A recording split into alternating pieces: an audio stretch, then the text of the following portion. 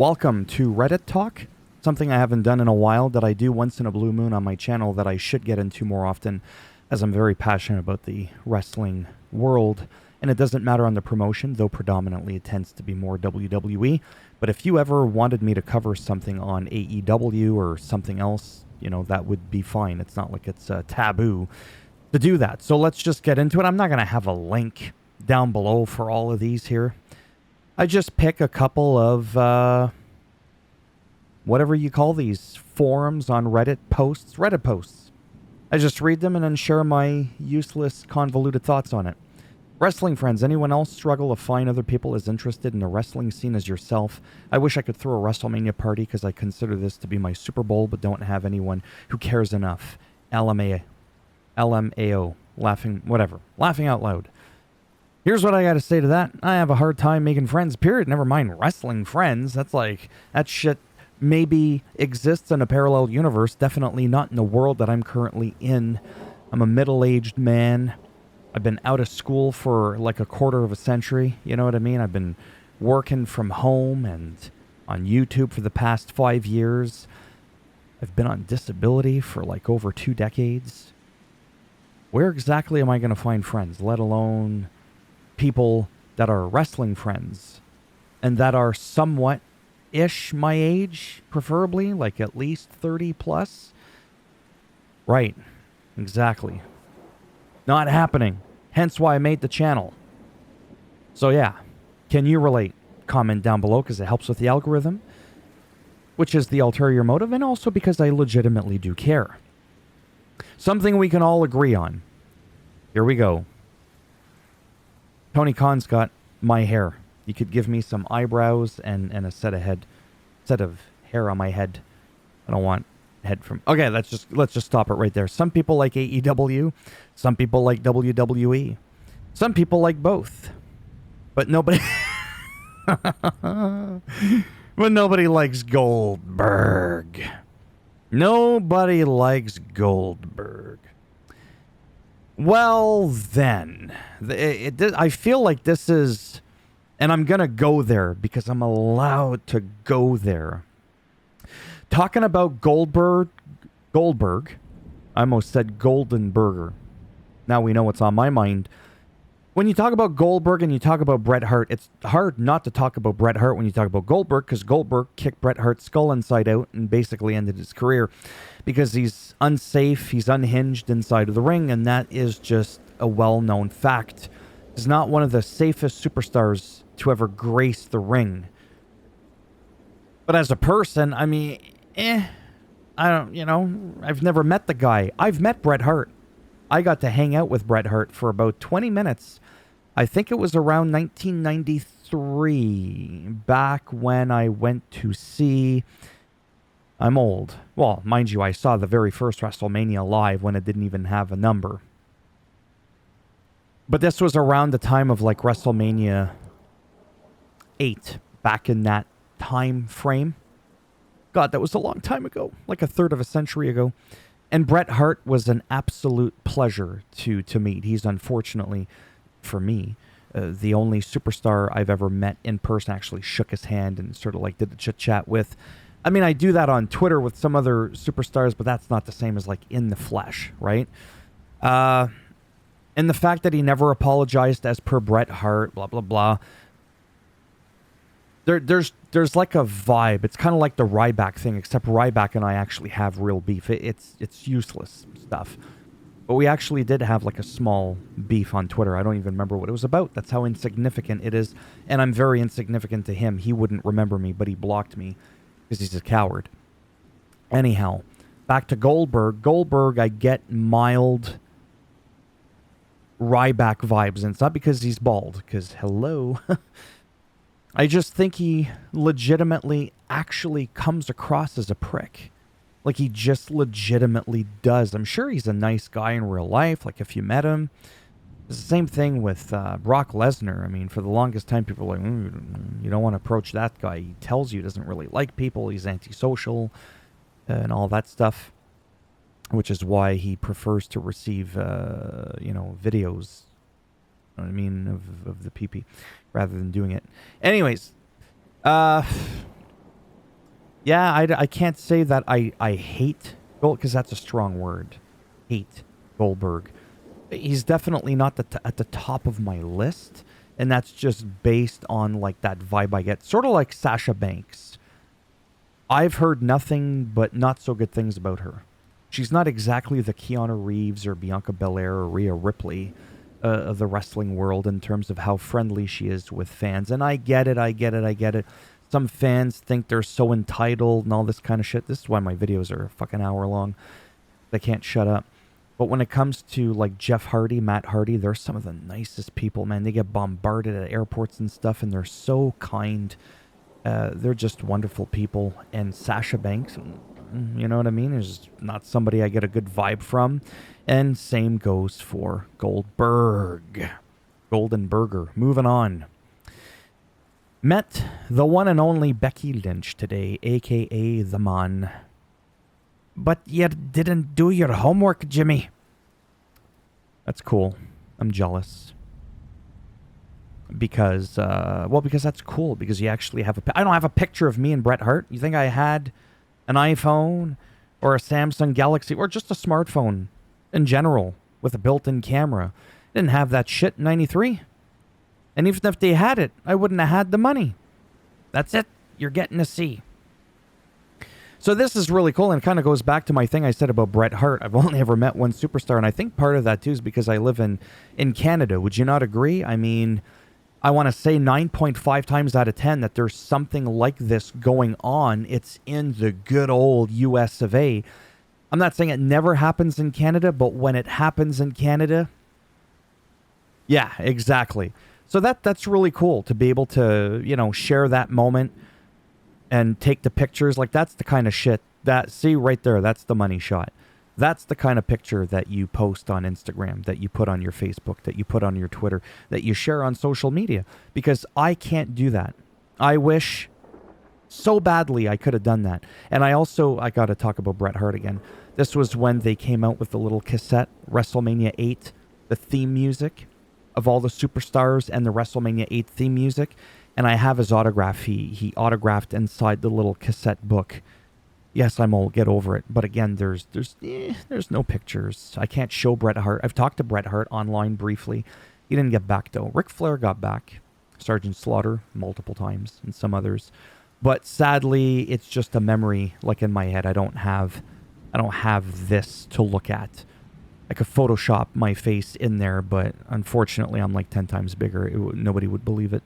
So yeah, I'm jealous of that. That's really, really cool. Does WWE have an age problem? Says lips don't die. Apparently neither does your bullshit. Oh, 3 points for me. Randy Orton, 43. Shinsuke Nakamura, 44. 46 years old. 40. 47. 42. 45. 43. 46, 49. It's a good thing that I can count, because I dropped out of school real young. I'm the same age as CM Punk, Phil Brooks. I'm Phil, just not Brooks. And I don't think there's an age problem at all. These are people, a lot of them, they're in great shape. Well, this guy's in shape too, just, I used to look like that. Now I'm kind of like in between that and that, like an in-between. Probably still a little bit more on that side than on this side of the fence, but nonetheless, I don't think there's an age problem at all. I think there's a talent problem in trying to find some young jabronis that have charisma more than that of a bag of rocks. I think that's potentially part of the problem. I think Austin Theory, Grayson Waller from Australia, that's not how they talk. I don't know why I do that stuff. It's very cringy. Okay, that's kind of creeping me out. Yeah, dude. Fucking 47. It's got muscles in places I don't even have places. I don't think there's an age problem at all. I mean, these are people that can really come... I mean, he looks young. Like, he does not look 44. 30. I'm not saying he looks old either. Anyways, I'm 44. I already said that. Nobody cares about me. No, I don't think there's an age problem. I think this guy has a problem with age. He's probably just some young schmuck that's still wet behind the ears. I don't even know what that expression means, to be honest with you. But it's an expression, so I'm saying it. And hopefully it doesn't have some weird, nasty, like, hidden connotation behind it. Full disclosure there. I really don't know what that saying means. But no, I don't think there's an issue at all. We're good. We're good. We're going to survive. Ah, mes Français du Canada. I don't think it'll happen, and I'm not saying it is what should happen, but if it did happen, KO and Sammy walking out of the same Mania as US and IC champions and sharing a moment would be pretty cool. It would. It would. And I love... J'adore ces deux Chris-là comme t'as aucune idée. And it's not because we're practically from the same province and we're all French and we're all about the same age. Well, kind of. They're younger than me. I don't think you'll ever understand the admiration that I have for these two fucks. I just don't think you understand. Words in the dictionary and no language properly encapsulates my admiration for these two. However, I'm, as a massive fan of them too, I'm going to say this, and it's going to sound rude. How many fucking more moments do they need? They've had quite a few. They just had one last Mania. You know what I mean? Like, no. Him? That? Yeah. I'm not saying I don't want to see him with it. But at this current present time, and Sammy, I know you're not going to watch this, but somehow in the off blue chance in the 37th parallel universe you are watching this video, I got mad respect and love for you. But at this very, very, very moment, I don't know what this is. At this very moment, this ain't it. I think it would actually be stupid. But I made a video on that already. And that is because I think you could actually go above the helps if I could speak properly. I think you'd actually rise above the Intercontinental Championship. Intercontinental Championship. Jeepers. I think you could. For me, I am one of those guys that's still kind of salty. Himalayan salty. Still salty, but it's healthier. It's a healthier salty. It's a healthier salt. Himalayan salt, that is. Lower in sodium, so it's not super... Anyways. I still am not over the fact that Chad Gables is not in that match. To me, I wanted Chad Gables. God damn it. To win that belt. Deserves it. I'm not saying you don't deserve it. I've already said this. Why am I talking to him like he's actually watching this? I think he actually deserves more. Truthfully. I really do. But just not now. This isn't the time for him for the Intercontinental Championship. It's not. I'm still fantasizing, daydreaming. I close my eyes and I could see it right now. My fantasy is Brock Lesnar. You can't always have what you want. But Chad Gables would have been an actual realistic person that I could have actually seen wipe the floor with Gunther. Now, Sammy did amazing at that gauntlet match. I mean, that really was like, oh my God. That was crazy. So yeah, it's one of those things where timing-wise, this ain't it. This ain't it. Chad Gables is somebody I want to see before him. I could see you going for another championship. Just not that one. I'm not saying it's beneath you, but I am saying you're above it. Whatever. I'm not making complete sense. It's just, when I think of him in the Intercontinental Championship, plain and simple, and him taking out Gunther, I don't know, for some oddball reason, it doesn't sit well with me. But when you faced Roman Reigns in Montreal and you almost whooped his ass and ended the reign of Roman Reigns, I was 100%, 1,000 billion% behind you on that. Just not this one. It's okay. Be here all day talking about it. Elias now works for the Indies under the name Elijah. Very sad. Because, you know, like you talk, speaking of Intercontinental Championships, you talk about the Intercontinental Championship. You think Elias, the guitar, you think a Honky Tonk Man and all that. And I appreciate the Honky Tonk Man. I watched his entire career. He's a great guy. But he played that heel that was like always running away and all that. And Seth Rollins did the same thing some years back. And that shit drives me nuts. And I get it. That's just how they did things and whatever. I take it too seriously. And Honky Tonk Man, as a result, it made me kind of, like his Intercontinental Championship reign was not that great. If I could just be honest. And I watched it. It wasn't all that great. So when Warrior wiped the floor with him, I was like, thank God. And that was like believable. Just too bad it took that long for him to have the title. Now you come with this guy who can actually play guitar really well. He's got an album. Super, super talented. Then the whole Elias... No, that was his name. Oh my God. I knew it. His twin brother, Ezekiel. Not Ezekiel Jackson. Not exactly his twin there. If you know who that is. But the whole Zeke the Freak Ezekiel. That was just such a cool little random dynamic. And then, speaking of Kevin Owens, he would be like, I know you're lying. I know you're full of shit. It was just fun. It was goofy. It was silly. And then he would come out almost having like the tassels or whatever it's called on his biceps, kind of like dressed like the Ultimate Warrior. He's got a good physique too. He's got good charisma. At least I think so. Hello, and I am Elias. And WWE stands for walk with a... Like, it was just cool. It never got boring. He always threw in a random riff. And at one point, they put him with this guy that's gone. He's not a part of the Reddit, but we're going to throw him in. Eric Hagenberger. Or Rick Boogs, whatever. Getting boogie with it. This dude, man, huge.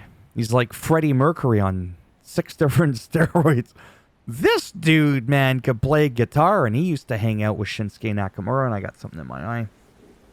And when you had him paired with Elias, I think they could have been given a little bit more time in the ring together. And so... I got like a piece of dust in my eye. And I don't want to edit my video just for that bullshit. So these two together, yes, because they're, both into music and all that. But I thought synergistically, they actually worked pretty decent. And I think they actually could have been like some true contenders in the tag team division for a little bit there. Having these two, same thing with the OC, the Good Brothers, Carl Anderson and... the guy, I always forget his name. I always want to call him Festus because he used to be Festus. Carl Anderson and Luke Gallows. There we go. I almost called them the Gallo brothers. Wow. Yeah, so I'm sad because he was just so great. And there was a lot of people that were great. Speaking of tag teams, one of my favorite tag teams of all time, I want to throw this in there, was with Tyler Breeze and Fandango. Breezango. God, they were funny. Fashion Police, it was goofy. It was Santina Marella-like. They could have had R-Truth in there, making some appearances. I'm part of the Fashion Police. And, I could have just... And not only was it goofy, but it was good goofy. Because there's bad goofy. This was good goofy. And they were actually quite capable. Again, I'm talking about Tyler Breeze and Fandango, and I'm really just pissed off. I like they won the NXT Tag Team Championships, but to me they really did deserve the WWE.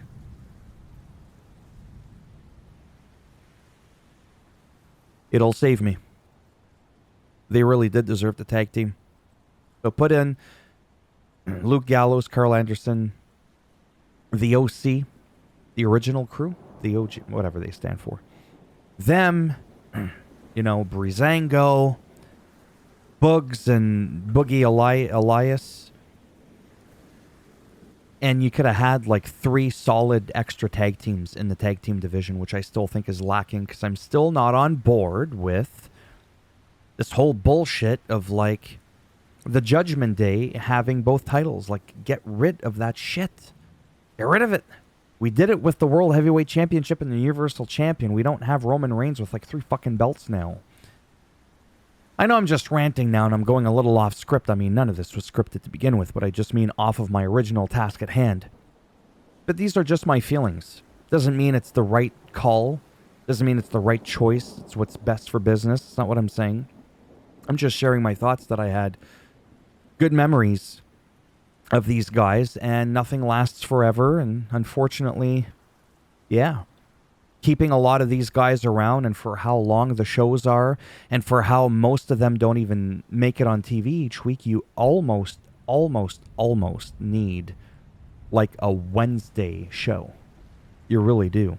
You almost need a Wednesday show. Is that when NXT is? I don't even know, because I'm just being honest. I don't watch it. Not saying it's not worth watching. I'm just saying I watch so much WWE and I do so many other things that me, truthfully, if I had extra time to watch wrestling, I would just watch AEW before NXT. Not saying because it's better, because I would want something completely off of WWE, right? So yeah, you can let me know down below your thoughts on this, your thoughts on anything, thoughts on AEW. Really, it doesn't have to just be WWE. That just so happens to be, again, mainly, predominantly, all I have the time to cover. Okay? So thumbs up if you liked the video. It does greatly help support the channel with the algorithm and trying to make me a little bit more relevant in the search results when people are looking shit up. And then if you didn't like it, well, that's too bad. Give it a thumbs down. And I'll bend it in half, twist it, and give you a solo Sakoan spike in the ass. Which is a solo Sokoa Samoan spike, again, if I have to explain it. And if you want to subscribe, exactly. You know what's up. And if not, trust me, I get it. Thanks for stopping by anyways. Take care. And maybe, if I'm lucky, I'll see some of you in the next one. Bye for now.